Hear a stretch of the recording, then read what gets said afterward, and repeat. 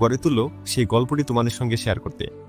2017 সালের 25শে মে হার্ভার্ড বিশ্ববিদ্যালয়ের 366তম সমাবর্তন অনুষ্ঠানে মার্ক জাকারবার্গ একটি ঐতিহাসিক স্পিচ দিয়েছিল। তবে সেটা কোনো প্রফেশনাল স্পিচ ছিল না, সেটি ছিল এক তরুণের আত্মা ছুঁয়ে যাওয়ার গল্প, যে নিজের সংগ্রাম, ব্যথা, স্বপ্ন আর উদ্দেশ্য নিয়ে মুখ খুলেছিল। সেদিন তিনি বলেছিলেন, এই পৃথিবীতে টিকে থাকার জন্য শুধু একটি চাকরি নয়, দরকার একটি উদ্দেশ্য। আরও বলেছিলেন, আজকের তরুণদের স্বপ্ন দেখতে হবে শুধু নিজের জন্য না, বরং পুরো পৃথিবীকে বদলে দেওয়ার জন্য।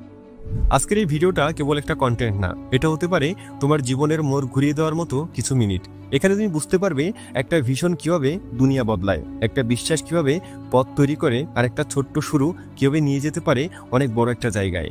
বন্ধুরা, স্বাগত জানাচ্ছি নগর স্কুপের আজকের এই বিশেষ ভিডিওতে। তাহলে আর এক মুহূর্ত দেরি না করে মার্ক জাকারবার্গের সেই বিশ্বসেরা বক্তব্যটি বাংলায় আর অনেক সহজ ভাষায় তোমাদের সামনে উপস্থাপন করছি। কণ্ঠে আমি থাকলেও কথাগুলো থাকবে সব